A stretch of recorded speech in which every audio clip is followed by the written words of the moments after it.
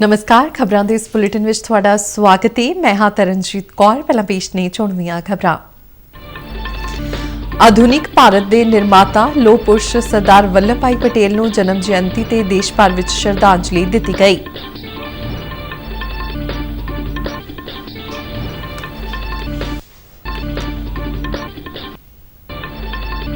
प्रधानमंत्री नरेंद्र मोदी ने देशवासियों को धर्म जात और भाषा के आधार पर देश को वंडन वाली ना पक्की सोच तो बचन नहीं आख्या।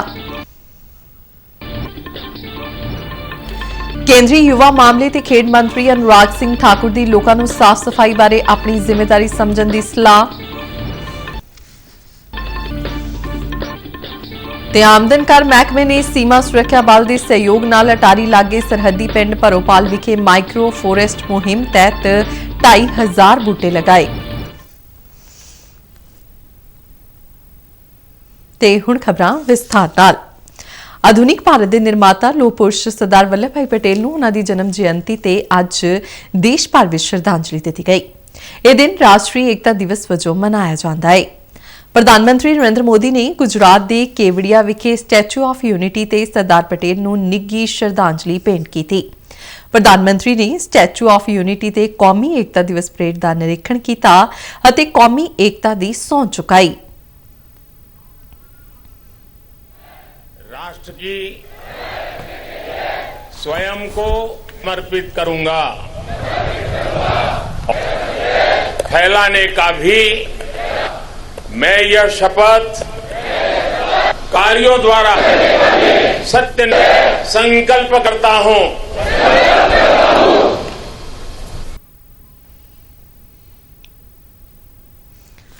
अपने संबोधन विच प्रधानमंत्री नरेंद्र मोदी ने कहा कि पिछोकड़ वांग भारत के उत्थान तो परेशान होने वाली ताकतां अज भी मौजूद ने अते सारिआं नूं जातां दे नां ते लड़ाउण लई तरह तरह के यतन कीते जांदे ने। उन्हां लोकां नूं अजिहिआं ताकतां तो बचण दी सलाह दित्ती। प्रधानमंत्री मोदी ने कहा कि कौमी एकता दिवस देश नूं एकजुट करन विच सरदार पटेल दे वडमुले योगदान प्रति श्रद्धांजलि है। अतीत की तरह ही भारत के उत्कर्ष और उत्थान से परेशान होने वाली ताकतें आज भी मौजूद है। वो आज भी हमें तोड़ने की, हमें बांटने की हर कोशिश करती है। एनसीसी के कैडेटा वालों हम एक है हम श्रेष्ठ है विषय ते एक विशेष प्रोग्राम प्रदर्शित किया गया। इस मौके एक भारत श्रेष्ठ भारत विषय ते भी सभ्याचारक प्रोग्राम करवाया गया। केंद्रीय युवा मामले ते खेड मंत्राला वालों कौमी पद्धर ते चलाए गए क्लीन इंडिया 2.0 मुहिम का समाप्ति समागम भारतीय साइंस एजुकेशन एंड रिसर्च संस्थान आईसर मोहाली विखे अज आयोजित किया गया। इस समागम की प्रधानगी केंद्रीय सूचना ते प्रसारण अते युवा मामले ते खेड मंत्री अनुराग सिंह ठाकुर ने की। एक रिपोर्ट। कौमी पद्धर की क्लीन इंडिया 2.0 मुहिम का समाप्ति समागम भारतीय साइंस एजुकेशन एंड रिसर्च संस्थान आईसर मोहाली विखे होया। केंद्रीय सूचना ते प्रसारण अते युवा मामले ते खेड मंत्री अनुराग सिंह ठाकुर ने इस समागम की प्रधानगी की। क्लीन इंडिया 2.0 मुहिम की शुरुआत भी अनुराग सिंह ठाकुर वालों 1 अक्तूबर को उत्तर प्रदेश के प्रयागराज शहर तो की गई सी। इस मुहिम दौरान नेहरू युवा केंद्र संगठन के वलंटियरां ने ਵੱਖ-ਵੱਖ यूथ क्लबां, एनसीसी कैडेटां, एनएसएस ਅਤੇ समाज सेवी जथेबंदियां के सहयोग नाल शहरां, कस्बियां ਅਤੇ पिंडां की साफ सफाई की। अपने संबोधन विच अनुराग सिंह ठाकुर ने कहा कि साफ सफाई बारे सारिआं नूं अपनी जिम्मेदारी समझनी चाहिए है। क्या नागरिक, हर नागरिक, भारत का नागरिक अपनी जिम्मेदारी नहीं समझ सकता कि अगर आपने टॉफी, चॉकलेट कुछ भी खाना है तो उसका जो रैपर आप उसको अपनी जेब में, बैग में कहीं पे डालिए जबकि जाके हम एक डस्टबिन में डाल पाए। दुनिया के बहुत सारे देश ऐसे हैं जिन्होंने अपने सोच में और कार्यपद्धति में वो बदलाव किया है। एक तो सिंगल यूज प्लास्टिक को बहुत सारी जगह बैन किया गया। दूसरा, जापान जैसे देश में अगर आप देखोगे कि लोग कुछ लेकर भी जाते हैं खाने पीने के लिए तो उसके बाद वो अपने बैग में डालते हैं, सड़क पे नहीं फेंकते। आदत बन गई, कल्चर सोसाइटी का। और जब ये हम आदत अपने आप डाल लेंगे तो उससे बहुत बड़ा बदलाव होगा। ਕੌਮੀ ਏਕਤਾ ਦਿਵਸ ਤੇ ਸਰਦਾਰ ਵੱਲਭ ਭਾਈ ਪਟੇਲ ਨੂੰ ਸ਼ਰਧਾਂਜਲੀ ਦਿੰਦਿਆਂ ਅਨੁਰਾਗ ਸਿੰਘ ਠਾਕੁਰ ਨੇ ਕਿਹਾ ਕਿ ਉਹਨਾਂ ਦੇਸ਼ ਨੂੰ ਇੱਕ ਲੜੀ ਵਿੱਚ ਪਿਰੋਣ ਵਿੱਚ ਅਹਿਮ ਭੂਮਿਕਾ ਨਿਭਾਈ। 550 से ज्यादा रियासतों को बहुत कम समय में एक सूत्र में बांध देना, एक सूत्र में पिरो देना और भारत की और आधुनिक भारत की नींव रखना, चाहे वो कृषि के माध्यम से हो, इंडस्ट्रियलाइजेशन के माध्यम से हो या फिर इन 553 रियासतों के विलय करने से हो, ये किसी ने करके दिखाया था तो सरदार वल्लभ भाई पटेल ने करके दिखाया था। ਅਨੁਰਾਗ ਸਿੰਘ ਠਾਕੁਰ ਨੇ ਰਨ ਫਾਰ ਯੂਨਿਟੀ ਅਤੇ ਪਲੌਗ ਰਨ ਨੂੰ ਵੀ ਹਰੀ ਝੰਡੀ ਦਿਖਾਈ। ਇਸ ਤੋਂ ਪਹਿਲਾਂ ਅਨੁਰਾਗ ਸਿੰਘ ਠਾਕੁਰ ਦੇ ਆਈਸਰ ਸੰਸਥਾਨ ਪੁੱਜਣ ਤੇ ਪੰਜਾਬ ਪੁਲਿਸ ਦੀ ਇੱਕ ਟੁਕੜੀ ਨੇ ਉਹਨਾਂ ਨੂੰ ਗਾਰਡ ਆਫ ਆਨਰ ਪੇਸ਼ ਕੀਤਾ। ਇਸ ਮੌਕੇ ਨਹਿਰੂ ਯੁਵਾ ਕੇਂਦਰ ਪੰਜਾਬ ਤੇ ਚੰਡੀਗੜ੍ਹ ਦੇ ਸਟੇਟ ਡਾਇਰੈਕਟਰ ਸੁਰਿੰਦਰ ਸੈਣੀ ਅਤੇ NSS ਚੰਡੀਗੜ੍ਹ ਦੇ ਖੇਤਰੀ ਡਾਇਰੈਕਟਰ ਹਰਿੰਦਰ ਕੌਰ ਸਮੇਤ ਹੋਰ ਪਤਵੰਤੇ ਹਾਜ਼ਰ ਸਨ। ਬਿਊਰੋ ਰਿਪੋਰਟ ਨਾਲ ਸ਼ਿਸ਼ੂ ਸ਼ਰਮਾ ਸ਼ਾਂਤਲ, ਦੂਰਦਰਸ਼ਨ ਸਮਾਚਾਰ, ਜਲੰਧਰ। ਇਸ ਦੌਰਾਨ ਪੰਜਾਬ ਦੇ ਵੱਖ-ਵੱਖ ਜ਼ਿਲ੍ਹਿਆਂ ਵਿੱਚ ਨਹਿਰੂ ਯੁਵਾ ਕੇਂਦਰ ਸੰਗਠਨ ਵੱਲੋਂ ਰਾਸ਼ਟਰੀ ਏਕਤਾ ਦਿਵਸ ਨਾਲ ਸੰਬੰਧਿਤ ਸਮਾਗਮਾਂ ਦਾ ਆਯੋਜਨ ਕੀਤਾ ਗਿਆ। ਇਸੇ ਲੜੀ ਵਿੱਚ ਰਨ ਫਾਰ ਯੂਨਿਟੀ ਦੌੜ ਵੀ ਕਰਵਾਈ ਗਈ। ਮਾਨਸਾ ਵਿਖੇ ਹੋਏ ਅਜੀਬ ਸਮਾਗਮ ਵਿੱਚ ਜ਼ਿਲ੍ਹੇ ਦੇ 200 ਤੋਂ ਵੱਧ ਯੂਥ ਕਲੱਬਾਂ, ਸਕੂਲਾਂ, ਕਾਲਜਾਂ ਦੇ ਵਿਦਿਆਰਥੀਆਂ ਅਤੇ ਨੌਜਵਾਨਾਂ ਨੇ ਹਿੱਸਾ ਲਿਆ। ਇਨ੍ਹਾਂ ਸਾਰਿਆਂ ਨੇ ਕੌਮੀ ਏਕਤਾ ਬਣਾਏ ਰੱਖਣ ਦੀ ਸਹੁੰ ਚੁੱਕਦਿਆਂ ਸਰਦਾਰ ਵੱਲਭ ਭਾਈ ਪਟੇਲ ਦੇ ਆਦਰਸ਼ਾਂ ਤੇ ਚੱਲਣ ਦਾ ਸੰਕਲਪ ਲਿਆ। ਕੌਮੀ ਯੁਵਾ ਦੌੜ ਨੂੰ ADC ਵਿਕਾਸ ਟੀ ਬੈਨਿਤ ਨੇ ਮਾਈ ਭਾਗੋ ਕਾਲਜ ਰੱਲਾ ਤੋਂ ਹਰੀ ਝੰਡੀ ਦਿਖਾਈ। ਨਹਿਰੂ ਯੁਵਾ ਕੇਂਦਰ ਦੇ ਅਧਿਕਾਰੀ ਸੰਦੀਪ ਕੰਡ ਸਮੇਤ ਹੋਰ ਮੁਹਤਬਰ ਇਸ ਮੌਕੇ ਮੌਜੂਦ ਰਹੇ। ਜ਼ਿਲ੍ਹੇ ਦੇ ਵੱਖ-ਵੱਖ ਸਰਕਾਰੀ ਸਕੂਲਾਂ ਵਿੱਚ ਕੌਮੀ ਏਕਤਾ ਦਿਵਸ ਸੰਬੰਧੀ ਭਾਸ਼ਣ, ਲੇਖ, ਗੀਤ ਅਤੇ ਪੇਂਟਿੰਗ ਦੇ ਮੁਕਾਬਲੇ ਵੀ ਕਰਵਾਏ ਗਏ। ਜੇਤੂਆਂ ਨੂੰ ਨਹਿਰੂ ਯੁਵਾ ਕੇਂਦਰ ਵੱਲੋਂ ਸਰਟੀਫਿਕੇਟ ਅਤੇ ਇਨਾਮ ਦਿੱਤੇ ਗਏ। इधर दूरदर्शन केंद्र जलंधर विच भी सरदार वल्लभ भाई पटेल की जयंती ते उन्हां नूं श्रद्धांजलि भेंट करदिआं अज राष्ट्रीय एकता दिवस मनाया गया। केंद्र के मुखी RK जरंगाल ने स्टाफ मैंबरां नूं देश की एकता अते अखंडता बनाए रखण दी सौं चुकाई।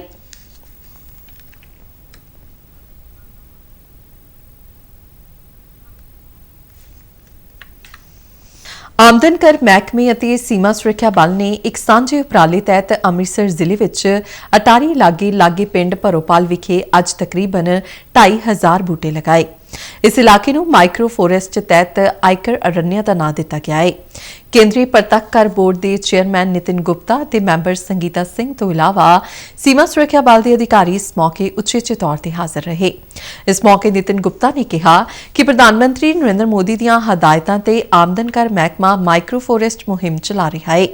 उन्होंने कहा कि 45 ਵੱਖ-ਵੱਖ किस्मां दे लगाए गए ये सारे बूटे देसी ने अते जदों ये इलाका पूरी तरह विकसित होवेगा तां वातावरण नूं साफ सुथरा रखण विच मदद मिलेगी। इसमें लगभग 45 वैरायटी के जो प्लांट्स हैं, जो ट्रीज़ हैं, उनको लगाया गया है। ये सब देशी प्लांट हैं, इनमें विदेशी प्लांट नहीं है। और जैसा मुझे ज्ञात है इसमें सारा जो खाद वगैरह जो ली गई है वो ऑर्गेनिक है और बहुत ही मेहनत करके इसको डेवलप किया है। इस जब जैसे जैसे ये डेवलप होगा और यहाँ की जो एनवायरनमेंट को प्रोटेक्ट करने में बहुत मदद करेगा। जैसे कि हम देख सकते हैं यहाँ की जो मिट्टी काफ़ी जो सूखी है ये भी बहुत अच्छे से डेवलप हो जाएगी।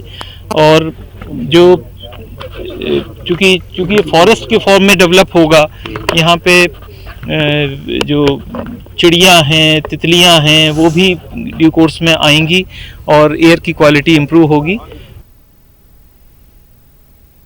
नितिन गुप्ता ने कहा कि महकमे वालों पंजाब और हरियाणा में कई होर थाईं भी अजिहे माइक्रो फॉरेस्ट तैयार किए जाएंगे तां जो वातावरण की सांभ संभाल यकीनी बनाई जा सके। उन्होंने आस प्रगटाई कि यह माइक्रो फॉरेस्ट लोगों की खिच का केंद्र भी बनणगे। देश प्रेम की भावना भी है और समाज के लिए भी कार्य करने की जो आयकर का जो सोच है वो कि टैक्स पेयर के लिए ही नहीं, हम कम्युनिटी के लिए भी काम करें, वो सोच भी इसमें जागृत होता है। मुहिम के तहत और आगे कार्य करेंगे और इस क्षेत्र में ਮੁੱਖ ਸਕੱਤਰ ਵਿਜੇ ਕੁਮਾਰ ਜੰਜੂਆ ਨੇ ਪਰਾਲੀ ਨੂੰ ਅੱਗ ਲਾਉਣ ਦੀਆਂ ਘਟਨਾਵਾਂ ਰੋਕਣ ਲਈ ਨੰਬਰਦਾਰਾਂ ਦੀ ਜ਼ਿੰਮੇਵਾਰੀ ਤੈਅ ਕਰਨ ਦੀ ਹਦਾਇਤ ਕੀਤੀ ਹੈ। ਚੰਡੀਗੜ੍ਹ ਵਿੱਚ ਅੱਜ ਇੱਕ ਉੱਚ ਪੱਧਰੀ ਮੀਟਿੰਗ ਦੌਰਾਨ ਉਨ੍ਹਾਂ ਕਿਹਾ ਕਿ ਨੰਬਰਦਾਰ ਕਿਸਾਨਾਂ ਨੂੰ ਪਰਾਲੀ ਨਾ ਸਾੜਨ ਲਈ ਜਾਗਰੂਕ ਵੀ ਕੀਤਾ ਜਾਵੇ। ਮੁੱਖ ਸਕੱਤਰ ਨੇ ਕਿਹਾ ਕਿ ਅਧਿਕਾਰੀ ਪੰਜਾਬ ਰਿਮੋਟ ਸੈਂਸਿੰਗ ਸੈਂਟਰ ਵੱਲੋਂ ਆਪਟੀਕਲ ਸੈਟੇਲਾਈਟ ਡਾਟਾ ਵਿਸ਼ਲੇਸ਼ਣ ਜ਼ਰੀਏ ਹਾਸਲ ਖੇਤਰ ਤੇ ਧਿਆਨ ਕੇਂਦਰਿਤ ਕਰਨ। ਵਿਜੇ ਕੁਮਾਰ ਜੰਜੂਆ ਨੇ ਪਿੰਡਾਂ ਦੇ ਕਲਸਟਰ ਪੱਧਰ ਤੇ ਪਰਾਲੀ ਦੀਆਂ ਗੰਢਾਂ ਦੇ ਪਲਾਂਟ ਲਾਉਣ ਦੀਆਂ ਸੰਭਾਵਨਾਵਾਂ ਲੱਭਣ ਲਈ ਵੀ ਅਧਿਕਾਰੀਆਂ ਨੂੰ ਆਖਿਆ ਤੇ ਕਿਹਾ ਕਿ ਇਸ ਨਾਲ ਪਰਾਲੀ ਦੇ ਤੁਰੰਤ ਪ੍ਰਬੰਧਨ ਵਿੱਚ ਮਦਦ ਮਿਲੇਗੀ। ਅੰਮ੍ਰਿਤਸਰ ਸੈਕਟਰ ਵਿੱਚ ਭਾਰਤ ਪਾਕਿਸਤਾਨ ਕੌਮਾਂਤਰੀ ਸਰਹੱਦ ਤੇ ਸੀਮਾ ਸੁਰੱਖਿਆ ਬਲ ਦੇ ਜਵਾਨਾਂ ਨੇ ਸਰਹੱਦ ਪਾਰ ਕਰਕੇ ਭਾਰਤੀ ਇਲਾਕੇ ਵਿੱਚ ਦਾਖਲ ਹੁੰਦਿਆਂ 2 ਵਿਅਕਤੀਆਂ ਨੂੰ ਕੱਲ੍ਹ ਗ੍ਰਿਫਤਾਰ ਕੀਤਾ ਸੀ। ਇਹ ਦੋਵੇਂ ਰਾਜਾਤਾਲ ਪਿੰਡ ਦੇ ਇਲਾਕੇ ਵਿੱਚ ਭਾਰਤੀ ਇਲਾਕੇ ਵਿੱਚ ਦਾਖਲ ਹੋਏ ਸਨ। ਇਹਨਾਂ ਦੋਹਾਂ ਕੋਲੋਂ ਪੁੱਛਗਿੱਛ ਦੌਰਾਨ ਕੋਈ ਵੀ ਇਤਰਾਜ਼ਯੋਗ ਸਮੱਗਰੀ ਬਰਾਮਦ ਨਹੀਂ ਹੋਈ। ਮਗਰੋਂ ਇਸ ਬਾਰੇ ਬਲ ਦੇ ਅਧਿਕਾਰੀਆਂ ਨੇ ਪਾਕਿਸਤਾਨੀ ਰੇਂਜਰਾਂ ਨਾਲ ਗੱਲਬਾਤ ਕੀਤੀ ਅਤੇ ਦੋਹਾਂ ਦੇ ਭਾਰਤੀ ਇਲਾਕੇ ਵਿੱਚ ਦਾਖਲ ਹੋਣ ਤੇ ਰੋਸ ਪ੍ਰਗਟਾਇਆ। ਬਲ ਦੇ ਅਧਿਕਾਰੀਆਂ ਨੇ ਮਨੁੱਖਤਾ ਦੇ ਆਧਾਰ ਤੇ ਦੋਹਾਂ ਪਾਕਿਸਤਾਨੀ ਨਾਗਰਿਕਾਂ ਨੂੰ ਸ਼ਾਮ ਵੇਲੇ ਪਾਕਿਸਤਾਨੀ ਰੇਂਜਰਾਂ ਦੇ ਹਵਾਲੇ ਕਰ ਦਿੱਤਾ। ਸਵੇਰੇ ਚੜ੍ਹਦੇ ਸੂਰਜ ਨੂੰ ਅਰਗ ਦੇਣ ਦੇ ਨਾਲ ਹੀ ਛਠ ਪੂਜਾ ਅੱਜ ਚੌਥੇ ਦਿਨ ਸਮਾਪਤ ਹੋ ਗਈ। ਦੇਸ਼ ਦੇ ਵੱਖ-ਵੱਖ ਹਿੱਸਿਆਂ ਵਿੱਚ ਛਠ ਦਾ ਤਿਉਹਾਰ ਪੂਰੀ ਸ਼ਰਧਾ ਤੇ ਉਤਸ਼ਾਹ ਨਾਲ ਮਨਾਇਆ ਗਿਆ। ਸ਼ਰਧਾਲੂਆਂ ਨੇ ਅੱਜ ਸਵੇਰੇ ਨਦੀਆਂ, ਨਹਿਰਾਂ ਅਤੇ ਸਰੋਵਰਾਂ ਵਿੱਚ ਖੜੇ ਹੋ ਕੇ ਚੜ੍ਹਦੇ ਸੂਰਜ ਨੂੰ ਅਰਗ ਦਿੱਤਾ। ਇਸ ਦੌਰਾਨ ਕੱਲ੍ਹ ਸ਼ਾਮ JCT ਕਲੋਨੀ ਫਗਵਾੜਾ ਵਿੱਚ ਛਠ ਪੂਜਾ ਸੰਬੰਧੀ ਹੋਏ ਇੱਕ ਸਮਾਗਮ ਵਿੱਚ ਕੇਂਦਰੀ ਵਣਜ ਅਤੇ ਸਨਅਤ ਰਾਜ ਮੰਤਰੀ ਸੋਮ ਪ੍ਰਕਾਸ਼ ਨੇ ਸ਼ਿਰਕਤ ਕੀਤੀ। ਉਨ੍ਹਾਂ ਛਠ ਪੂਜਾ ਦੇ ਮੌਕੇ ਤੇ ਲੋਕਾਂ ਨੂੰ ਵਧਾਈ ਦਿੱਤੀ ਅਤੇ ਖੁਸ਼ਹਾਲੀ ਦੀ ਕਾਮਨਾ ਕੀਤੀ। ਪਹਿਲੀ ਪਾਤਸ਼ਾਹੀ ਸ੍ਰੀ ਗੁਰੂ ਨਾਨਕ ਦੇਵ ਜੀ ਦੇ ਪ੍ਰਕਾਸ਼ ਪੁਰਬ ਨੂੰ ਸਮਰਪਿਤ 22ਵੀਂ ਮਹਾਨ ਪੈਦਲ ਯਾਤਰਾ ਦਾ ਆਯੋਜਨ ਸਟੇਟ ਗੁਰਦੁਆਰਾ ਸਾਹਿਬ ਕਪੂਰਥਲਾ ਤੋਂ ਗੁਰਦੁਆਰਾ ਸ੍ਰੀ ਬੇਰ ਸਾਹਿਬ ਸੁਲਤਾਨਪੁਰ ਲੋਧੀ ਤੱਕ ਕੱਲ੍ਹ ਕੀਤਾ ਗਿਆ। ਇਸ ਪੈਦਲ ਯਾਤਰਾ ਵਿੱਚ ਸ੍ਰੀ ਗੁਰੂ ਗ੍ਰੰਥ ਸਾਹਿਬ ਜੀ ਦੀ ਪਾਲਕੀ ਨੂੰ ਫੁੱਲਾਂ ਨਾਲ ਸਜੀ ਬੱਸ ਵਿੱਚ ਸੁਸ਼ੋਭਿਤ ਕੀਤਾ ਗਿਆ ਸੀ, ਜਦਕਿ ਰਵਾਇਤਾਂ ਮੁਤਾਬਿਕ ਇਸ ਪੈਦਲ ਯਾਤਰਾ ਦੀ ਅਗਵਾਈ 5 ਪਿਆਰਿਆਂ ਵੱਲੋਂ ਕੀਤੀ ਗਈ। ਯਾਤਰਾ ਵਿੱਚ ਵੱਡੀ ਗਿਣਤੀ ਵਿੱਚ ਸੰਗਤਾਂ ਸ਼ਾਮਲ ਹੋਈਆਂ ਅਤੇ ਸਮੁੱਚੇ ਰਸਤੇ ਵਿੱਚ ਗੁਰਬਾਣੀ ਦਾ ਪਾਠ ਕੀਤਾ ਗਿਆ।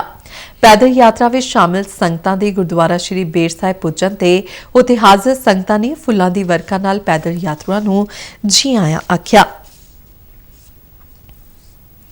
ਦੂਰਦਰਸ਼ਨ ਕੇਂਦਰ ਜਲੰਧਰ ਦੇ ਸਹਾਇਕ ਇੰਜੀਨੀਅਰ ਜਗਜੀਤ ਸਿੰਘ ਤਕਰੀਬਨ 35 ਵਰ੍ਹਿਆਂ ਦੀ ਸੇਵਾ ਮਗਰੋਂ ਅੱਜ ਸੇਵਾ ਮੁਕਤ ਹੋਏ। ਇਸ ਮੌਕੇ ਉਨ੍ਹਾਂ ਲਈ ਇੱਕ ਵਿਦਾਇਗੀ ਪਾਰਟੀ ਦਾ ਆਯੋਜਨ ਕੀਤਾ ਗਿਆ। ਕੇਂਦਰ ਦੇ ਵੱਖ-ਵੱਖ ਸੈਕਸ਼ਨਾਂ ਦੇ ਮੁਖੀਆਂ ਨੇ ਜਗਜੀਤ ਸਿੰਘ ਵੱਲੋਂ ਆਪਣੇ ਕਾਰਜਕਾਲ ਦੌਰਾਨ ਨਿਭਾਈਆਂ ਸੇਵਾਵਾਂ ਦੀ ਸ਼ਲਾਘਾ ਕੀਤੀ। ਉਨ੍ਹਾਂ ਨੂੰ ਯਾਦਗਾਰੀ ਚਿੰਨ੍ਹ ਤੇ ਤੋਹਫੇ ਦੇ ਕੇ ਸਨਮਾਨਿਤ ਕੀਤਾ ਗਿਆ।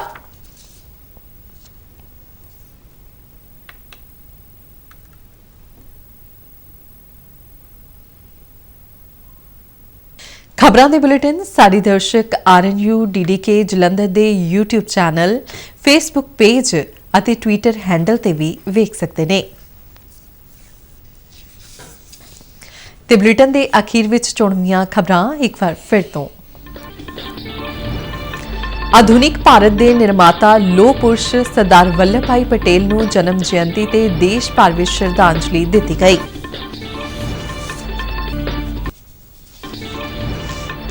ਪ੍ਰਧਾਨ ਮੰਤਰੀ ਨਰਿੰਦਰ ਮੋਦੀ ਨੇ ਦੇਸ਼ ਵਾਸੀਆਂ ਨੂੰ ਧਰਮ, ਜਾਤ ਅਤੇ ਭਾਸ਼ਾ ਦੇ ਆਧਾਰ ਤੇ ਦੇਸ਼ ਨੂੰ ਵੰਡਣ ਵਾਲੀ ਨਾਪੱਖੀ ਸੋਚ ਤੋਂ ਬਚਣ ਲਈ ਆਖਿਆ।